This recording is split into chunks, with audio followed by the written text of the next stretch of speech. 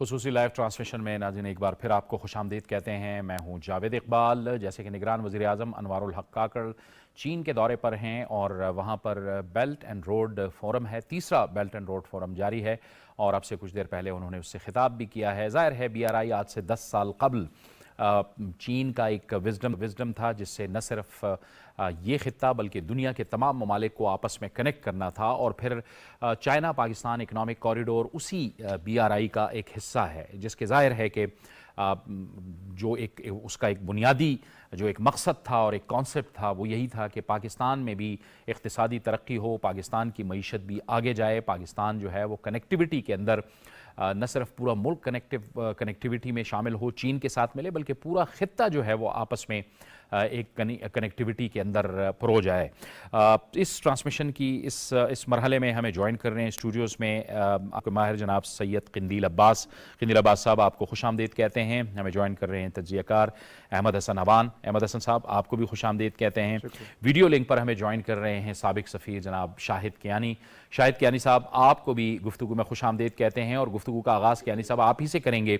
आपसे कुछ देर कबल वज़ीर आज़म ने ख़िताब किया इससे और उन्होंने बड़ी एक अहम बात की कि ये सिर्फ जो है वो रेल रोड या इंफ्रास्ट्रक्चर की कनेक्टिविटी नहीं है, बल्कि ये तहजीबों की कनेक्टिविटी है, कल्चर की कनेक्टिविटी है, अवाम की कनेक्टिविटी है और इक़्तिसादी समरात पूरे ख़ित्ते तक पहुँचाने के लिए ये कॉरिडोर है। आपके कमेंट्स प्लीज़।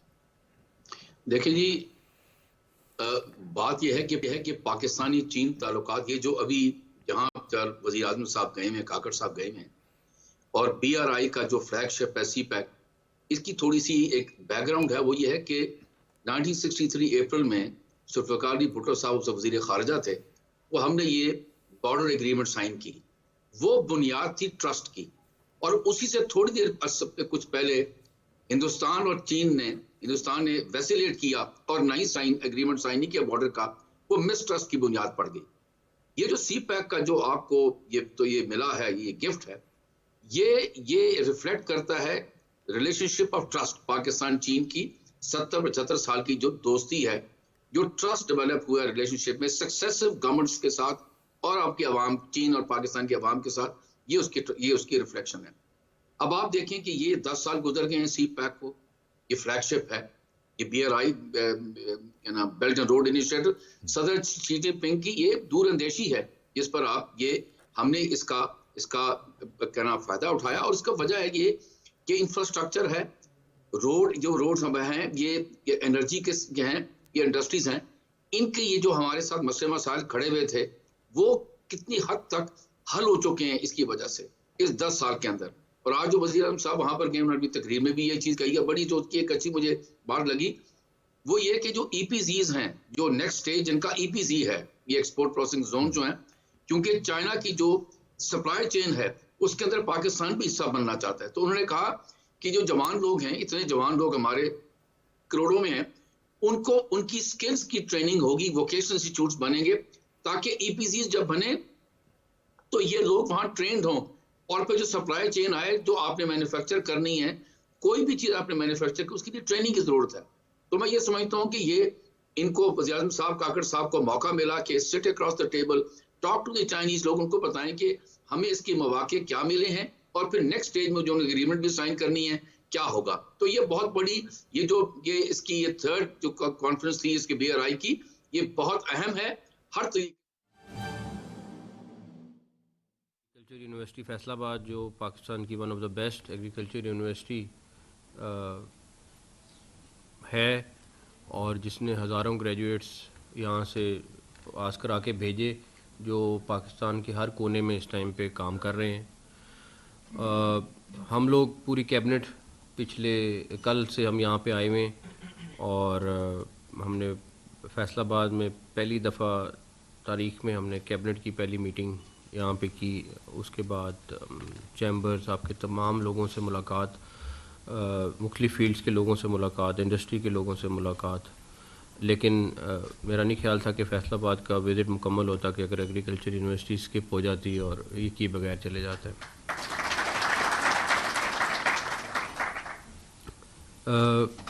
सबसे ज़रूरी चीज़ जो मुझे खुशी हुई देख के कि तकरीबन 50% स्टूडेंट्स जो हैं वो फीमेल्स हैं जो वहाँ पे मौजूद हैं।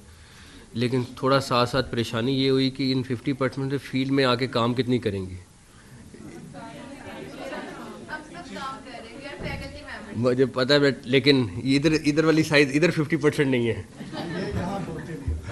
तो कहने का मतलब ये है कि बहुत अच्छी बात है माशाल्लाह, लेकिन उनको मेरे ख्याल है आप लोग साथ साथ मोटिवेट ज़रूर करें कि सिर्फ ये नहीं करना कि यहाँ से ग्रेजुएट होकर उसके बाद घर बैठना है, बिकॉज वो हमारी बहुत बड़ी इन्वेस्टमेंट है जो ज़ाया जाएगी। तो वो मैंने अभी आप लोगों के स्टूडेंट्स के साथ इंटरेक्शन हुई, आप लोगों की सोसाइटीज़ का आई थिंक वो इनरोलमेंट चल रही है। डॉक्टर आईजी साहब ने भी आपकी टैक्स सोसाइटी की मेंबरशिप ली है अभी, तो मेरा ख्याल है आपके लिए बड़ा फ़ायदेमंद रहेंगे क्योंकि ये अच्छे खासे हाई टेक है। सबसे ज़्यादा खुशी जो एग्रीकल्चर यूनिवर्सिटी काम कर रही है, और मुझे पता है कि हमारी टीम भी इसको फुल पुश कर रही है और कोशिश कर रही है कि एक अमेरिकन यूनिवर्सिटी के साथ मिल के वीट, जिसकी अब थोड़े दिनों में काश्त शुरू हो जाएगी, उसके बीज के ऊपर काम हो रहा है यहाँ पे। और अगर वो बीज हम पूरे पंजाब में काश्त कराने में कामयाब हो जाते हैं तो तकरीबन 3 गुना हमारे उसी एकड़ से निकलेगा जो आजकल हम काश्त कर रहे हैं। उसकी टेस्ट रन तकरीबन जितनी 2 साल से हो रही है, 2 साल से हो रही है, दोनों साल बड़े कामयाब गए हैं। अभी हमने वो वीट देखी भी है। मैं ख़ुद भी अपने एग्रीकल्चर डिपार्टमेंट के साथ और इनके साथ राब्ते में उसके ऊपर, और हमें उसके लिए जो कुछ भी करना पड़ा हम करेंगे, उसकी अप्रूवल्स के लिए जो कुछ करना पड़ा करेंगे। लेकिन ये पाकिस्तान की हर चीज़ तब्दील कर देगी जब वही बीज 3 गुना ज़्यादा आपको फसल देगी। और उसके ऊपर हम इसीलिए दिन रात काम कर रहे हैं कि इसको जितना जल्दी किया जाए, जितने चीज़ों को तेज़ फास्ट ट्रैक पे कराया जाए, बिकॉज अगर इस साल तो मुमकिन नहीं हो सक रहा, लेकिन एटलीस्ट अगले साल के लिए अवेलेबल हो जाए ताकि आपका ये बीज हर किसान के पास पहुंच जाए। और हर तरह से वो टेस्ट हो चुका है बीज। दूसरा, इस टाइम मुल्क में सोयाबीन का बहुत बड़ा इशू है।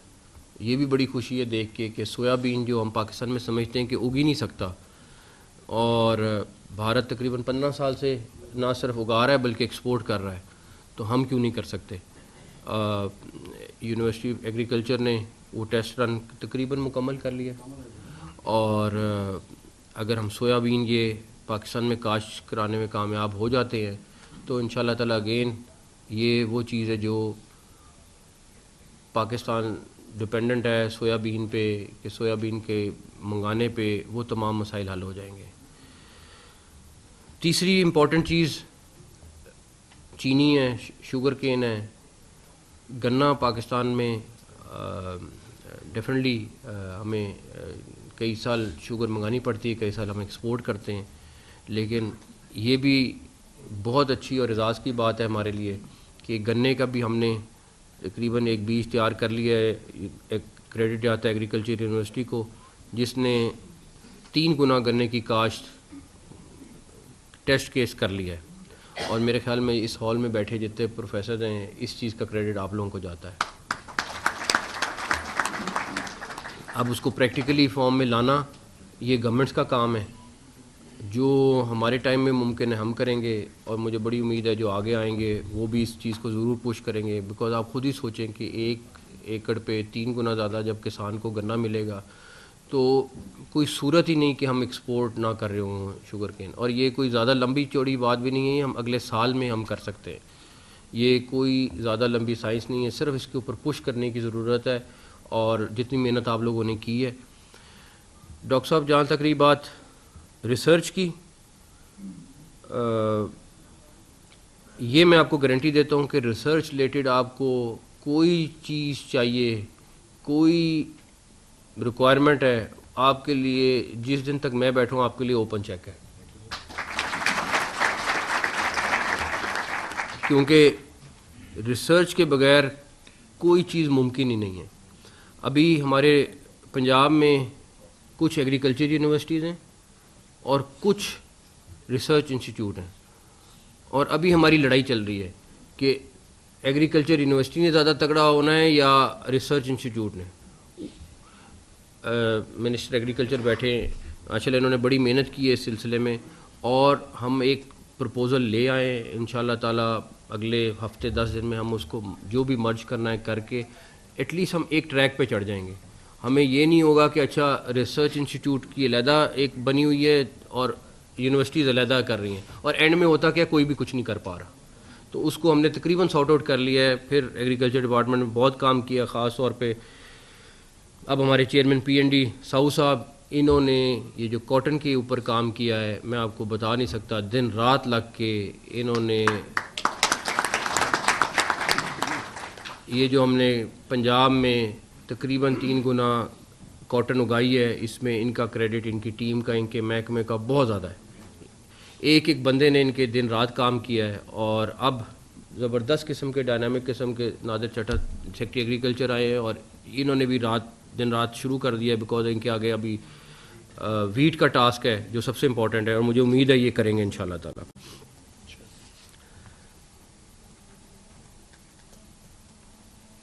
बाकी रहेगी बात आप लोगों को जो टेक पार्क बनाना है, उसके ऊपर जो सेक्रेटरी एग्रीकल्चर और मिनिस्टर एग्रीकल्चर बैठे हुए हैं, हम डेफिनेटली इसके ऊपर बिल्कुल काम करेंगे, और जो हमारी मदद है हम करेंगे। इसके ऊपर हम हर एक स्टेक होल्डर से बात करेंगे, और होपफुली इसके ऊपर कुछ ना कुछ हम ज़रूर मूव करेंगे, और ये बिल्कुल करना चाहिए। आई थिंक ये बहुत बहुत बेहतर चीज़ है। अब हमें जो अपनी रिसर्च करनी है वो थोड़ी क्लाइमेट चेंज के हिसाब से करनी है, क्योंकि हमें क्लाइमेट चेंज तंग कर रहा है, और उसके लिहाज से डेफिनेटली अभी आपकी सजेशंस भी थोड़ी लेंगे, लेकिन उसके लिहाज से हमें अपने रिसर्च को करना है। आप यकीन करें कि हम उज़्बेकिस्तान गए, आई थिंक उज़्बेकिस्तान गए, वो हमारा बीज लेके गए थे, और उन्होंने उसकी रिसर्च की, और वो 3 गुना ज़्यादा कर रहे हैं, हम वहीं के वहीं खड़े हुए। और जो मर्ज़ी हम कह लें, हमारी सिर्फ अगर तरक्की होनी है तो वो एग्रीकल्चर से और एग्रीकल्चर से और एग्रीकल्चर से, हम जो मर्ज़ी कर लें, ये हमारी ठीक होगी, हमारे यहाँ सब कुछ ठीक हो जाएगा। और उसके लिए एग्रीकल्चर के लिए कुछ नहीं करना, सिर्फ आपने सीड की रिसर्च करनी है। एक दफ़ा वो आपकी ठीक हो जाती है, आपका सारा सिस्टम ठीक हो जाए। ये बहुत सिंपल सी चीज़ है, लेकिन उसको इम्प्लीमेंट करना ज़रूरी है, उसको फोकस से हटाना ज़रूरी नहीं है। तो होपफुली इंशाल्लाह ताला मुझे बड़ी उम्मीद है कि जिस तरह आप लोग भी काम कर रहे हैं, बाकी टीम भी काम कर रही है, इंशाल्लाह ताला इसको हम करने में कामयाब हो जाएंगे। बाकी अभी हम लोग फैसलाबाद में हमारे लिए अच्छी चीज़ इसलिए रही कि तकरीबन हमने तमाम स्टेक होल्डर्स के साथ, जब फ्यूल प्राइसेस कम हुई तो हमने तमाम स्टेक होल्डर्स को, यहीं चाहे वो फ्लोर में एसोसिएशन थी, चाहे ऑयल की एसोसिएशन थी, चाहे चीनी की थी, चाहे पोल्ट्री की थी, सबको बुलाया। इवन दालों वाले, आपका तो दालों का हब है फैसलाबाद, यहाँ से रेट मुकर्रर होता है, जो यहाँ का रेट होता है वही पूरे पंजाब में रेट जाता है। तो तकरीबन अल्लाह का शुक्र है कि तकरीबन हर जगह पे पोल्ट्री पे भी 10-15 रुपये से ज़्यादा नीचे आ रहा है, घी का भी उन्होंने 15-20 रुपये कह दिया, आटे का भी 15-20 रुपये कह दिए। तकरीबन हर चीज़ का 5-10% हम कोशिश कर रहे हैं कि कम हो जाए। कुछ ने अनाउंस कर दिया है, कुछ के साथ तनवीर साहब लगे हुए हैं, और ये सब चीज़ें इंशाल्लाह ताला इससे बहुत कम हो सकती हैं। लेकिन सिर्फ हमारे ये 2-3 इंस्टीट्यूट हैं, अगर ये खड़े हो जाएं तो सब कुछ हो जाएगा। तो मेरी तरफ से आप लोगों को पूरी सपोर्ट है इंशाल्लाह ताला, जो मुमकिन हुआ हम जो कर सकते हैं करेंगे, और अल्लाह ताला ने चाहा तो हमें ये जो 2-3 चीज़ें जिसके ऊपर आप काम कर रहे हैं, होपफुली इंशाल्लाह इसमें हमें सक्सेस मिलेगी। और इसके साथ आप सबका बहुत बहुत शुक्रिया, और आप लोगों के क्वेश्चन हैं तो उसका निगरान वज़ीर आला पंजाब मोहसिन नकवी तकरीब से खिताब कर रहे थे। उन्होंने कहा कि निज़ाम तालीम की बेहतरी के लिए निगरान हुकूमत ने अहम इक़दाम किए हैं। ज़राअत की तरक्की के लिए जदीद टेक्नोलॉजी को अपनाना होगा। पाकिस्तान की तरक्की सिर्फ और सिर्फ ज़रई शोबे की तरक्की से ही मुमकिन है। इसके लिए तमाम मुमकिन इक़दामात उठाएंगे और पूरी मुआवनत फराहम करेंगे। ख़वातीन को ज़रई तालीम हासिल करने के बाद फील्ड में आना चाहिए। उनका कहना था कि नए बीजों के हवाले से भी तहकीक की जा रही है। नए बीजों की पैदावार से और इनके इस्तेमाल से पैदावार में कई गुना तक इजाफा मुमकिन हो सकेगा। ये थी PTV ताज़ा तरीन।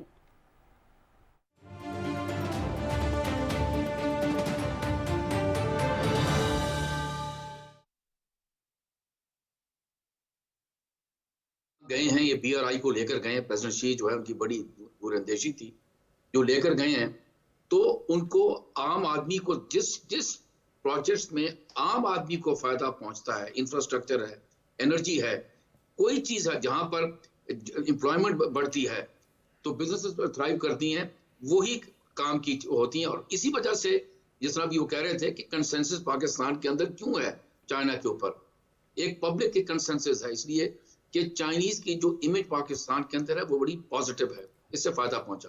कई लोगों ने इसमें वेस्टर्न कंट्रीज में अखबारों में लिखते रहे कि जी वो उसका जी डेट बढ़ गया, ये वो बढ़ गया। कोई चीज फ्री नहीं होती, ठीक है जी, नथिंग इज फ्री, लेकिन जो उसके एडवांटेजेस हैं हमें, जो उनसे हमें फंडिंग आई है वो बहुत ज्यादा है। अभी एक और बात है जो बड़ी बहुत ही जिसे कहते हैं जरूरी है वो देखनी है कि अब जो ये बात कर रहे थे क्लाइमेट चेंज की और उसमें जो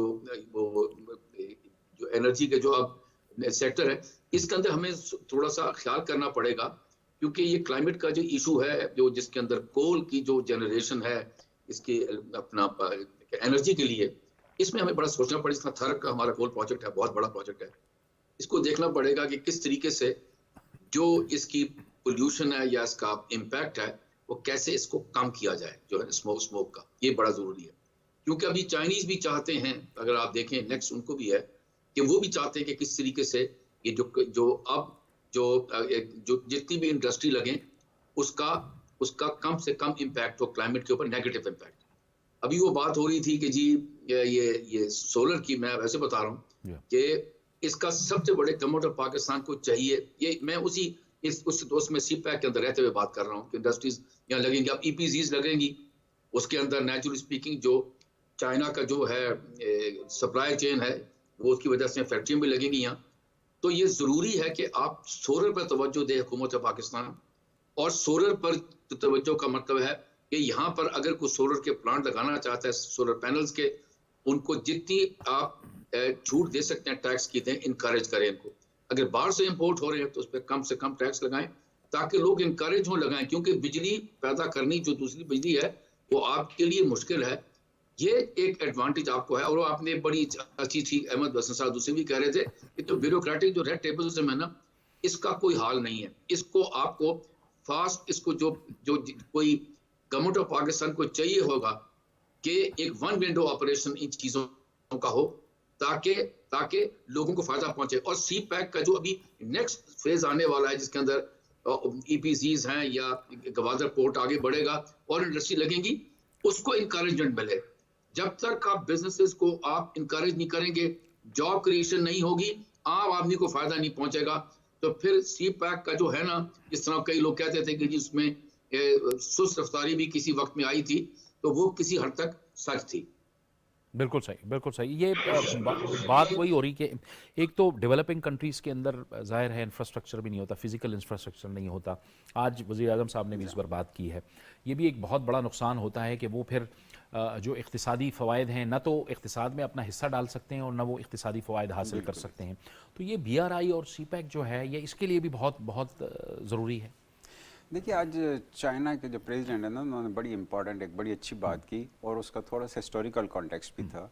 वो ये था कि जब हम ग्लोबल मॉडर्नाइजेशन की बात करते हैं ना, तो तब हमें पता चलता है कि उसकी जो पॉजिटिव एस्पेक्ट्स हैं वो आम पब्लिक तक पहुँचें, बिल्कुल, और इसके ज़रिए आम पब्लिक की ज़िंदगी आसान हो जाए।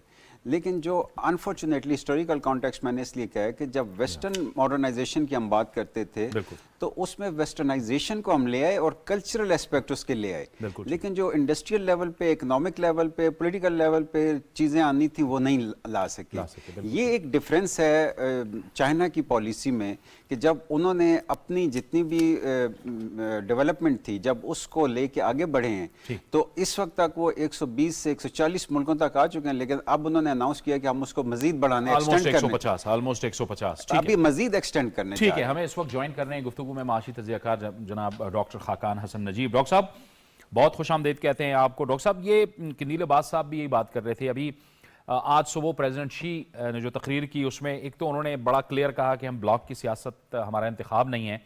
दूसरा उन्होंने कहा कि हम आलमी मॉडर्नाइजेशन को इनकरेज करते हैं, होनी चाहिए, जैसे कंदील साहब भी फरमा रहे थे, लेकिन ये अमन और खुशहाली के लिए, अवाम की अमन और खुशहाली के लिए होनी चाहिए। और यही बात फिर बाद में वज़ीर आज़म साहब ने भी कही वहाँ अपनी तकरीर में कि फिजिकल इंफ्रास्ट्रक्चर नहीं होता बहुत से ममालिक में, वो उसकी वजह से न तो अपना कंट्रीब्यूट कर सकते हैं एक वर्ल्ड इक्तिसाद में, और न ही कोई समरात हासिल कर सकते हैं।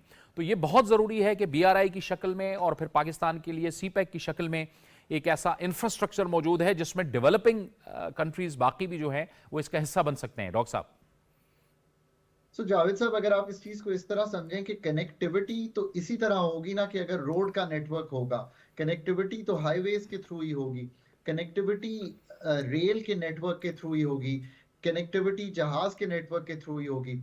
इस कनेक्टिविटी से ही पीपल टू पीपल कांटेक्ट बढ़ेगा, इस कनेक्टिविटी से ही ट्रेड बढ़ेगा।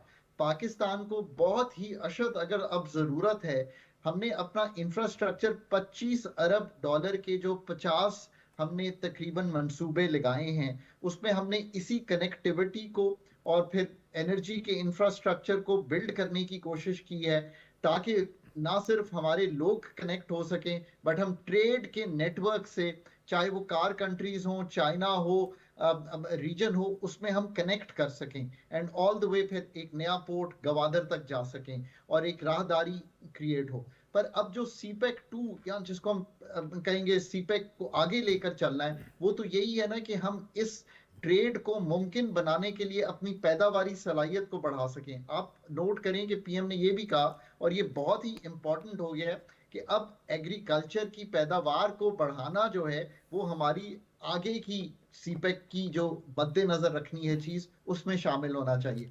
पाकिस्तान की मैन्युफैक्चरिंग को बढ़ाना हमारे लिए आगे जाना है, हमारे लिए माइंस एंड मिनरल्स निकालना आगे जाना है। ये सारी जो राहदारी है, इसका फायदा तो तब है कि हम इसको एक्सपोर्ट कर सकें और दुनिया के साथ कनेक्ट कर सकें। तो ये क्या चीज है, हम ग्रोथ चाहते हैं। अब जो इंफ्रास्ट्रक्चर का असल फायदा और उसके असल समरात लोगों तक आने हैं, वो इकोनॉमिक ग्रोथ के अलावा नहीं आते। मुझे खुशी है कि अब वर्ड्स यूज हो रहे हैं कि it is a corridor of growth, it is a corridor of innovation, कि हम इनोवेट करें, मुल्क में एक लाइवलीहुड हो, ओपननेस हो, इंक्लूसिवनेस हो। अब इस तरह की चीजें, यानी कि जो सॉफ्ट इंफ्रास्ट्रक्चर है वो बिल्ड करना पाकिस्तान के लिए भी बहुत जरूरी है। याद रखिए कि हार्ड इंफ्रास्ट्रक्चर तो एक चीज है, अब हम जब ग्रोथ को समझते हैं तो हम उसको इनोवेशन, पैदावारी सलाहियत बढ़ाने से, कनेक्टिविटी से, ट्रेड एवेन्यूज से, ओपननेस से, टेक्नोलॉजी ट्रांसफर से, इन चीजों से समझते हैं। CPEC 2 को हमें अगर लाना है तो ये जो इंफ्रास्ट्रक्चर CPEC 1 है, इसने कामयाब होना है और इस्तेमाल होना है। ये पाकिस्तान का जो UN का अब सस्टेनेबल गोल्स का भी एजेंडा है 2030, उसको भी इसके साथ मिलाएं, ह्यूमन रिसोर्स के बिल्डअप को इसके साथ मिलाएं। ये सब चीजें हैं जो पाकिस्तान ने डिजिटल इकोनॉमी की तरफ जाना है। ये पाकिस्तान का फ्यूचर है अब, एंड आई रियली होप कि ये कनेक्टिविटी जो है इन द सेकंड फेज हम बिल्ड कर पाएंगे। ये डॉक्टर साहब, आपने बड़ी इंपॉर्टेंट बात की कि इस कनेक्टिविटी को अब हमने इस्तेमाल करना है और इसको जाहिर है अपनी जो प्रोडक्शन है उसको बढ़ाना है। स्पेशल इकोनॉमिक जोन्स पे हम कहाँ खड़े हैं? हमारी जो प्लानिंग है उस हवाले से जाहिर है जोन्स तो डिसाइड हैं, कहाँ पे हम खड़े हैं ताकि उस पे काम हो, उस पे तेजी से हम आगे बढ़ें? वहाँ पर आपको लगता है कुछ रुकावटें हैं या हमारी तैयारी नहीं है? जावेद साहब, आपने ये मतलब ऐसा पॉइंट उठाया है, हमने 9 स्पेशल इकोनॉमिक जोन्स बनाई हैं। मुझे अफसोस के साथ ये कहना पड़ता है कि हम उसको उस तरह पॉपुलेट भी नहीं कर सके। वो रियल एस्टेट की इन्वेस्टमेंट का एक और जरिया बन गई है, और हम सवाए 1-2 जोन्स के हम आगे नहीं चला सके पिछले 5-8 साल में इन जोन्स को जिस तरह हमें चलाना चाहिए था। ये उम्मीद तो यही थी ना कि ये हम क्लस्टर बनाएंगे जहां पे एक्सपोर्ट के क्लस्टर क्रिएट होंगे, पर हम अनफॉर्चुनेटली ये नहीं कर पाए। फ्यूचर ऑफ कोर्स यही है कि जो मराहत वहां पे दी गई हैं, अब वहां पे हमने बात तो जरूर की कि हम 1 विंडो ऑपरेशन भी देंगे, हम 1 विंडो एनर्जी का सिस्टम भी बनाएंगे, हम ये सब काम करेंगे, बट हम ये काम उस कामयाबी से नहीं कर पाए कि मैं आज ये कह सकूं कि 8 बहुत अच्छी चल रही हैं या 6 बहुत अच्छी चल रही हैं। I think there is a lot of homework for the next 5 year government जो आएगी जो इस चीजों पे करेगी। ये बात आपने सही रखी। हमने एक स्पेशल टेक्नोलॉजी जोन भी उसमें ऐड की है। मुझे बहुत उसकी डिटेल तो नहीं मालूम, कभी हम आईटी मिनिस्टर या आईटी की जो टीम है उससे पूछेंगे कि उसमें भी क्या हुआ, पर खातिर खा काम इसमें होने वाला है। अच्छा डॉक्टर साहब, ये हमने एक मॉडल तो रखा है एफडीआई के लिए SIFC की शक्ल में, क्योंकि हमारा मसला जो है वो वन विंडो ऑपरेशन का, जो हम कंदील अब्बास साहब भी फरमा रहे थे, इससे पहले शाहिद कियानी साहब भी फरमा रहे थे, फॉर्मर एम्बेसडर, आसानियां पैदा करने के लिए आपको लगता है कि वो उसका एक इम्पैक्ट होना है, फिर यहां पर भी होना है उसका? जावेद साहब, अगर मैं सच बोलूं तो ये है कि आपने BOI बनाया, आज आप अपनी इन्वेस्टमेंट टू GDP रेशियो देखें, वो आधा है, आधा। ये मैं तीसरी दफा इसलिए कह रहा हूं कि पाकिस्तानियों को रियलाइज करना है बात। 14% हमारा इन्वेस्टमेंट टू GDP रेशियो है, चाइना का 30 है, इंडिया का 30 है, वियतनाम का 30 है, यानी कि 25 से 30 है इन सब ममालिका जिन्होंने तरक्की की। यानी कि उन्होंने अपने पब्लिक, प्राइवेट और इन्वेस्टमेंट जो FDI आई थी वो इन्वेस्ट किया। इन्वेस्टमेंट से मैन्युफैक्चरिंग, पैदावारी सलाहियत, सब कुछ पैदा हुई, ह्यूमन रिसोर्स बेहतर हुई, तो वो ग्रोथ में गए। हम आधे पे खड़े हैं। अब एक तो तरीका यह है कि हम ये कहते रहें कि हमने रेगुलेटरी गिलोटीन, इसका मतलब है अपने सारे रेगुलेशंस को ठीक करना है, कोई शक नहीं है। पर अगर फास्ट ट्रैक करने के लिए डिसीजन मेकिंग को, coordination between many tears of the government improve करने के लिए और speedy implementation of development projects करने के लिए SIFC एक इंस्टीट्यूशनल फ्रेमवर्क है। इसको इतना ही समझना चाहिए। लोग कभी इसको CPEC से भी कंपेयर कर देते हैं, CPEC कुछ और चीज है, ये एक इंस्टीट्यूशनल फ्रेमवर्क है कि जावेद साहब आए हैं बाहर से, वो चाहते हैं कोई चीज लगाना, तो क्या हम उनको फास्ट ट्रैक करा सकते हैं, क्या हम उनको उन कबाहतों से बचा सकते हैं। His Royal Highness Crown Prince ने खुद कहा कि आपके यहाँ बहुत ब्यूरोक्रेटिक हर्डल्स हैं, हमें बड़ी तकलीफ होती है। 2019 में हमने रिफाइनरी की बात की, 2023 का एंड आ गया, वहीं खड़े हैं जहां पे 2019 में खड़े थे। मैं तब भी टेबल पे मौजूद था, पर हम नहीं कर पाए। सो हम एक्सटर्नल, और बहुत इंपॉर्टेंट जो बात मैं बार बार SIFC के पॉलिसी मेकर्स से गुजारिश करता हूं कि आपको इंटरनल जो हमारे SMEs हैं, हमारे बड़े प्लेयर्स हैं, उनको भी अट्रैक्ट करना है। और मैं सुन रहा हूं कि वो कर रहे हैं, कॉर्पोरेट फार्मिंग में भी कर रहे हैं, बाकी चीजों में भी कर रहे हैं। सो इसको अगर इस नजर से देखेंगे कि एक फास्ट ट्रैक करने का मैकेनिज्म है, एक इजियर इंसेंटिवाइज करने का मैकेनिज्म है, पर इससे डिस्टॉर्शन नहीं क्रिएट होनी चाहिए। हमें बाकी सिस्टम को ठीक करते चले जाना चाहिए। BOI को रिवैम्प करके उसको काम करवाना है तो वो करते चले जाना चाहिए। आई रियली होप कि हम कोई बड़े प्रोजेक्ट स्ट्राइक कर पाएंगे। और एक आखिरी जुमला इस पे ये है कि कोशिश ये की जा रही है कि होल ऑफ गवर्नमेंट अप्रोच लेके चला जाए, क्योंकि mines and minerals, agriculture, energy, defence, ये सब एक होल ऑफ गवर्नमेंट अप्रोच मानते हैं कि ये ना हो कि आपने काम कर दिया पर मैं रुक गया।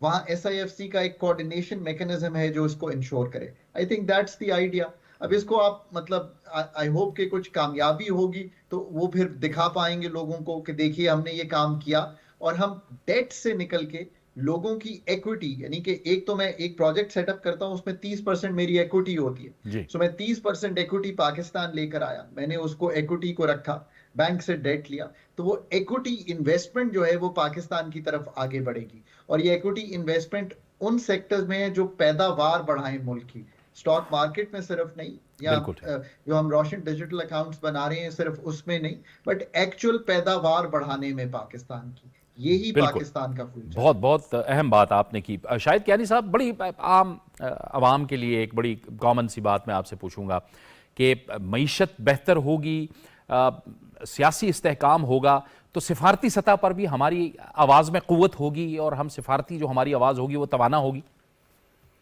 मैं जरा थोड़े ये खाकान साहब जो इकोनॉमिस्ट हैं, जी बिल्कुल सही। मैं वैसे भी इनके जो कॉलम्स आते हैं मैं बिल्कुल रेगुलरली पढ़ता हूँ, और ये बड़ी इन्होंने, क्योंकि अब जब एक बात छेड़ दी है, जरा मैं इसमें ऐड करूंगा, बिल्कुल ठीक कहा है। अब देखिए ना, हमने ये ऑर्गेनाइजेशन तो बना देते हैं, SFIC है, BOI है, ये मैक्रो लेवल पे है ना। अब जो माइक्रो लेवल पे इन्होंने चलना है, माजरत के साथ है कि जो अंदर देर विदाल है वो है नहीं। अभी इनको कितना अरसा हो गया BOI को बने हुए। मैं चाइना गया था 2016 में, वहां पर मुझे एक चाइनीज ने ठीक कहा था कि दोस्त से सीखता, आपने हमसे कुछ नहीं सीखा। गलत नहीं कही बात उसने ऑफ द रिकॉर्ड। अब बात यह है कि चाइनीज का जो मॉडल है जहां पर वन विंडो ऑपरेशन है, आखिर एक रातों रात तो नहीं बने ना, आखिर उन्होंने एक मॉडल बनाया जिसकी वजह से लोग वहां इन्वेस्ट करते हैं। आकर कोई वजह है जो इन्वेस्ट करते हैं वहां, इजी तरीकाकार है लैंड को खरीदना, एनर्जी जो अपना यूटिलिटीज हैं, ये वो चीजें हैं, टैक्स वो सब बना के एक विंडो एक दफ्तर में जाते हैं, वहां पर करके आते हैं। हम ये क्यों नहीं कर सके? ब्यूरोक्रेटिक गवर्नमेंट को अभी मैं समझता हूं कि जितनी अभी जो सियासी पार्टियां हैं, इलेक्शन अगले साल होने वाली हैं, वो इकोनॉमिक एजेंडे की बात करती हैं, रिकंसिलिएशन की बात करती हैं, इनको इस बारे में एक होना पड़ेगा एक प्लेट पे कि जो पार्टी हुकूमत में आएगी सबसे पहले वो जो सी पैक जो सुस्त रफ्तारी जिन जिन जगहों पर है उसको तेज करेगा, कंसेंसस होगा, साइन करेंगे एग्रीमेंट कि जी हम अब सी पैक का जो नेक्स्ट फेज आने वाला है, कोई हुकूमत आए उसको हम one window operation, vocational institution जहां पर लोगों की स्किल्स इंप्रूव की जाएगी। देखें ना, आप रोज सुनते हैं कि जी वो पाकिस्तानी भाग गए, किश्ती में कहीं डूब गए। आप अगर यहाँ पर ऐलान करेंगे कि हम लोगों को, जवान लोगों को, पढ़े लिखे लोगों को हम और सेमी जो स्किल्स हैं या स्किल्स को हम इंप्रूव करेंगे, ईपीसीज बना रहे हैं, आप यहीं रहें, तो कई लोग इनकरेज होंगे ना जो यहाँ रहने के लिए, क्योंकि यहाँ देखते हैं कोई फ्यूचर नहीं है, तो then people start running away.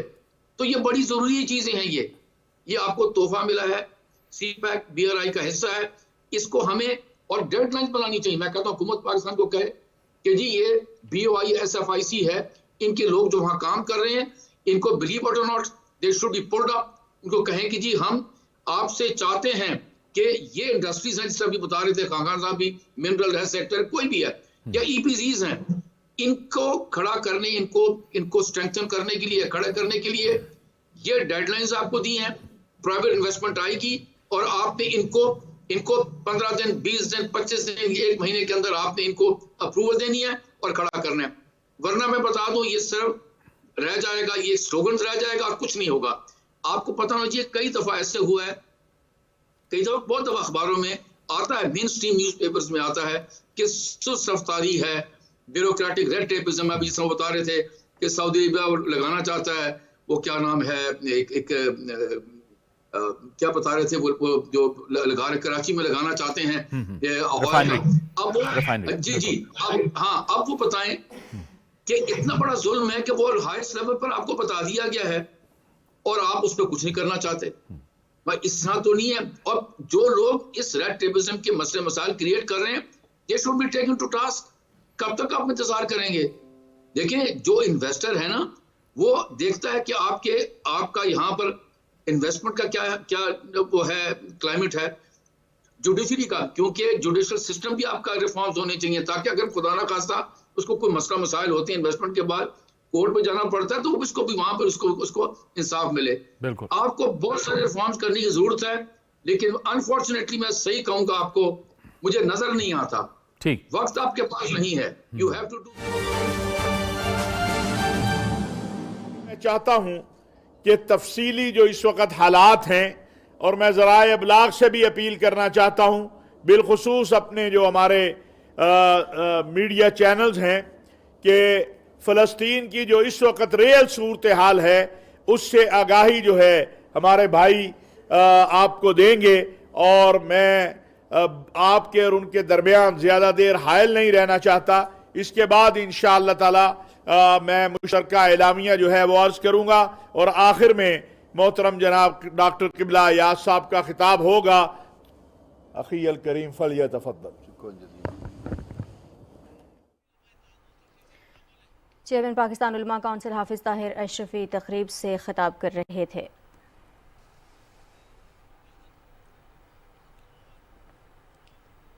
ये थी PTV ताज़ा तरीन।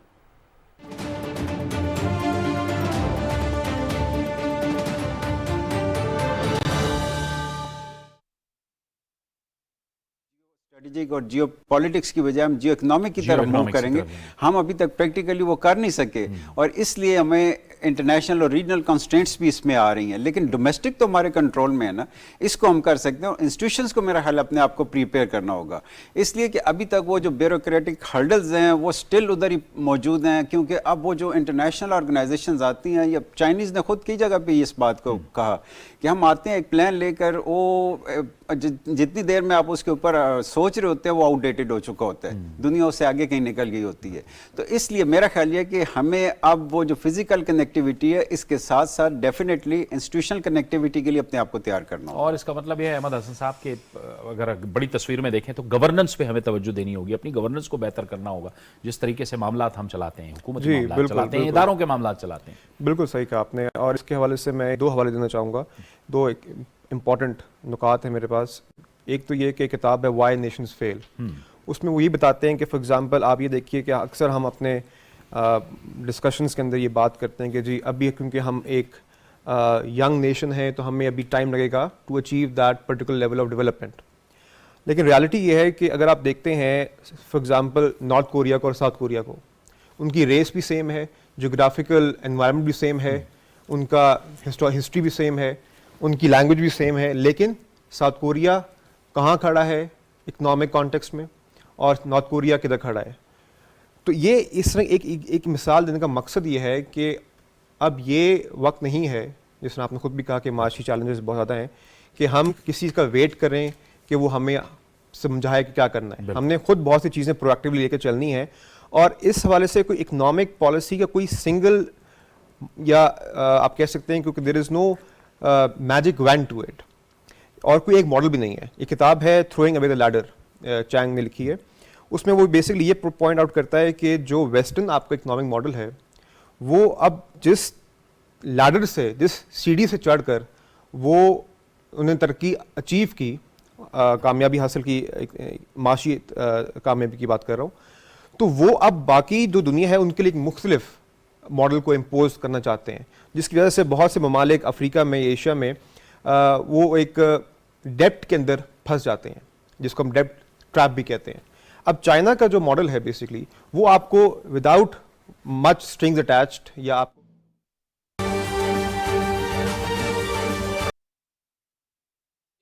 बिल्कुल आप सही कह रहे हैं। असल जो रोल है वो कनेक्टिविटी का है। जो 140 मुल्क हैं वो बढ़ के 150 मुल्क को ले जाना चाहते हैं प्रेसिडेंट शी साहब, और आपके प्राइम मिनिस्टर साहब ने, काकड़ साहब ने भी कहा कि ये इसका जो बड़ा अहम रोल है BRI का। तो कनेक्टिविटी है, तो वो अब जमाना चला गया। देखें ना जी, जंगों का जमाना चला गया, ठीक है, ये गाजा में भी मसला खड़ा है, यूक्रेन में भी है, लेकिन सारी उम्र तो नहीं रहेगा।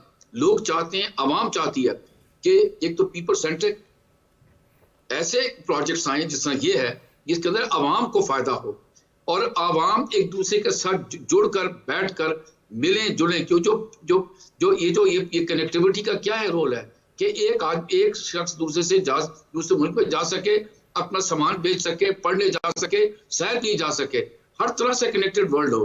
डिसकनेक्टेड वर्ल्ड नहीं चलेगा। बेशक वेस्टर्न कंट्रीज हैं, अमेरिका है, वो इसकी बड़ी मुखालफत करती है, लेकिन प्रॉब्लम यह है जिस तरह अभी वो कह रहे थे कि उनका मॉडल जहां तक ले जाना चाहता था इंडस्ट्रियलाइजेशन को, वो ले जा चुका।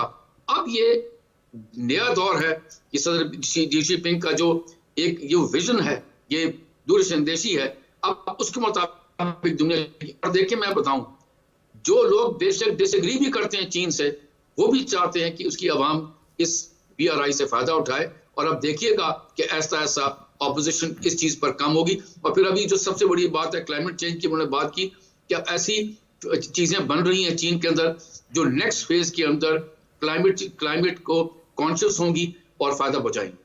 ये वही बात के बावजूद इसके कि इख्तिलाफात भी हैं, लेकिन भारत चीन के दरमियान एक तिजारत भी तो कायम है, लिहाजा भारत भी बहरहाल आगे चल के इसके फ़वाइद से महरूम तो नहीं रह सकता। उसको भी बहरहाल इसका हिस्सा बनना होगा, या फिर जाहिर है वो इस खित्ते में अकेला बैठ के यहाँ पे अगर जो शैतानी करना चाहता है वो तो उसकी चलनी नहीं है फिर आगे चल के। जियो इकोनॉमिक्स की जो हम बात कर रहे हैं एग्जैक्टली, लेकिन बहुत ज्यादा कोई हमें पॉजिटिव एक्सपेक्टेशन इंडिया से नहीं रखनी चाहिए। बिल्कुल सही। आप देखिए G20 में उन्होंने वो इंडिया मिडिल ईस्ट से कॉरिडोर की जो बात कर दी है, जो कि बनते ही अपनी मौत आप ही मार गया मेरे ख्याल में, क्योंकि उसकी फिजिबिलिटी बिल्कुल नजर ही नहीं आ रही। और खास तौर पे अब जो सूरत हाल बन गई है मिडिल ईस्ट में, इसके बाद तो बिल्कुल ही वो खत्म हो गया। लेकिन असल इसमें जो हमें अंडरस्टैंड करने की चीज़ ना, इस वक्त इंटरनेशनल रिलेशंस में एक बड़ी पॉपुलर डिबेट चल रही है कि जो पावर सेंटर पावर शिफ्ट हो रहा है ना वेस्ट से ईस्ट की तरफ, बिल्कुल ठीक, ये जो शिफ्ट है इसका बड़ा एक इम्पैक्ट आएगा और उसकी वजह से आप देखें कि जो वेस्ट से लोगों की तवज्जो हट रही है और चाइना और रशिया ने लोगों को अपनी तरफ मुतवज्जो कर लिया है और वो बेसिकली जो इकोनॉमिक डेवलपमेंट है उसकी तरफ जा रहे हैं। जियो इकोनॉमिक्स ही इस खित्ते में फ्यूचर है, यही इसका मुस्तकबिल है। बहुत बहुत शुक्रिया सैयद क़िंदील अब्बास साहब, अहमद हसन साहब आपका और शाहिद कियानी साहब, आप हमारे साथ इस गुफ्तगू में ट्रांसमिशन का वक्त खत्म हो जाता है, इजाज़त दीजिए, अल्लाह हाफ़िज़।